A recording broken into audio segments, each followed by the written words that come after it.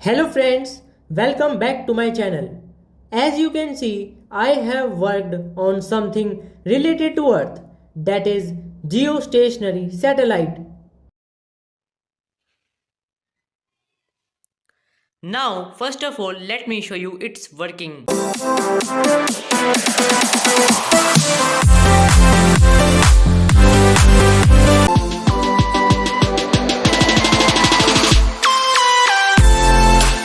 This project is on the geostationary satellite, a satellite that always stays above the same place on Earth. It is an Earth orbiting satellite placed at an altitude of approximately 35,800 kilometers directly above the equator. It moves in the same direction as the Earth rotates, that is, from west to east. Its orbit is also known as the geosynchronous equatorial orbit. The key point is this, that the satellite takes exactly as long to go once around the Earth as the Earth takes to spin once, that is 23 hours and 56 minutes. So, to an observer on the ground, the satellite appears completely motionless in a fixed position in the sky. These satellites are used for global telecommunication, cyclone path prediction, real time cloud coverage, oceanography, tracking volcanic ash. Its main advantages are that the satellite stays fixed relative to the antenna on the Earth, so the dish does not need to be turned around.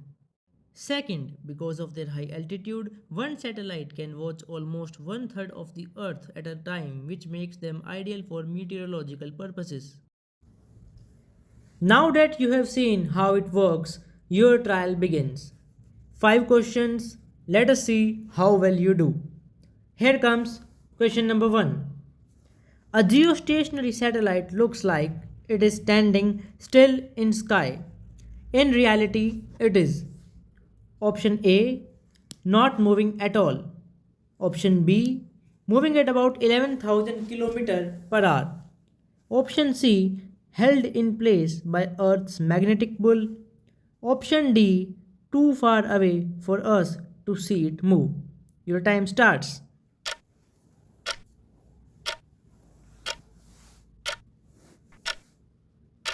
The correct answer is option B. This satellite is not parked anywhere. It is racing around the Earth at about 11,000 km per hour. So that is roughly 3 kilometers every single second.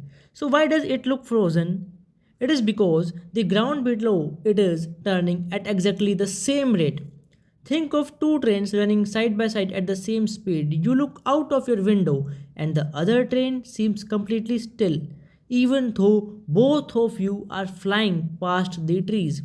That is exactly what is happening up there. The satellite is not still, it is only keeping perfect pace with you. Now, question number 2. How long does a geostationary satellite take to go around the Earth once? Option A, exactly 24 hours. Option B, 12 hours. Option C, it depends on how heavy the satellite is. And option D, 23 hours, 56 minutes and 4 seconds. Your time starts.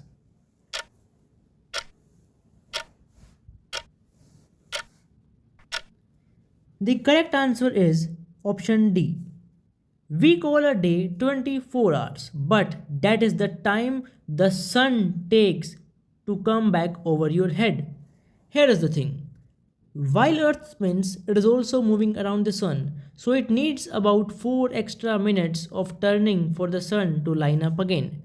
Earth's real spin is 23 hours, 56 minutes, and 4 seconds, and the satellite has to keep pace with the ground below it, not with the sun.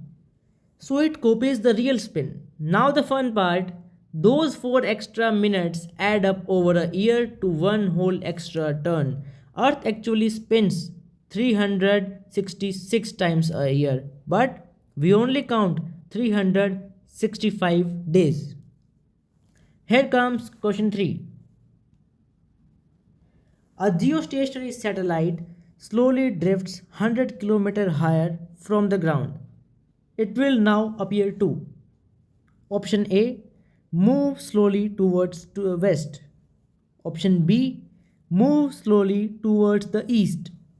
Option C, stay exactly where it was. Option D, come back down to its old height on its own. Now think.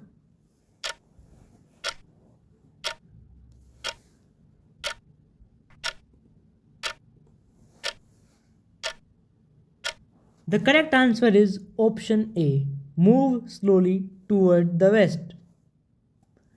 Two things happen when it goes higher. Earth pull is weaker up there, so the satellite slows down and it now has a bigger circle to cover. Both of these make one lap take longer than a day. So the ground finishes its turn fast and moves ahead. So the satellite is falling behind, and because Earth turned from west to east, falling behind look exactly like sliding towards the west. And look at the option C and D for a second. Because both are wrong for the same reason, nothing hold a satellite in a place and nothing pull it back on its own. A few times every year, the team on the ground fires small thrusters to push it back where it belongs. That job has a name, station keeping. Now, question number 4. Suppose Earth day was 12 hours instead of 24 hours, then a geostationary satellite would have to sit.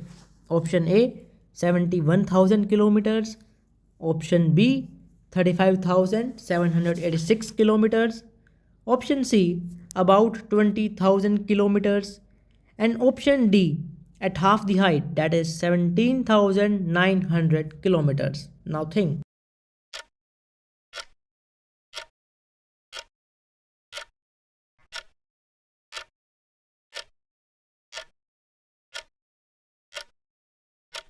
The correct answer is option C. Every height comes with one fixed lap time and you do not get to choose it. Closer means faster and farther means slower. So if the day is only 12 hours, the satellite must finish a lap in 12 hours, which means it has to come lower. That knocks out the first two answers straight away. Now here is the trap and most people fall into it. You cut the height in half and say 17,900, but height and time do not shrink at the same rate. The height falls slower than the time does. To go twice as fast, you only need to come down to about 20,000 kilometers, not all the way down. If you have picked option D, don't feel bad. That is the answer most people would have chosen. So now, next question, question number 5.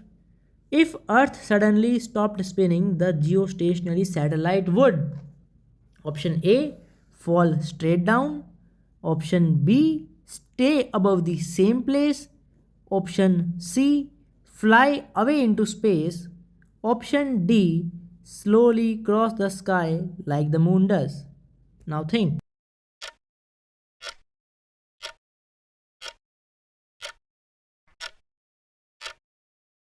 The correct answer is option D slowly cross the sky like the moon does. The satellite has no idea that Earth is spinning and it is simply falling around the planet under gravity, and it will keep going around once a day no matter what the ground does. Remember the two trains from the question 1? The other train only looked frozen because you were moving at the same speed. Stop your train and suddenly you can see the other one moving. Same thing here. Stop the ground and the match is broken. The satellite keeps circling and now you watch it cross your sky. It was never locked in space, it was only matching you.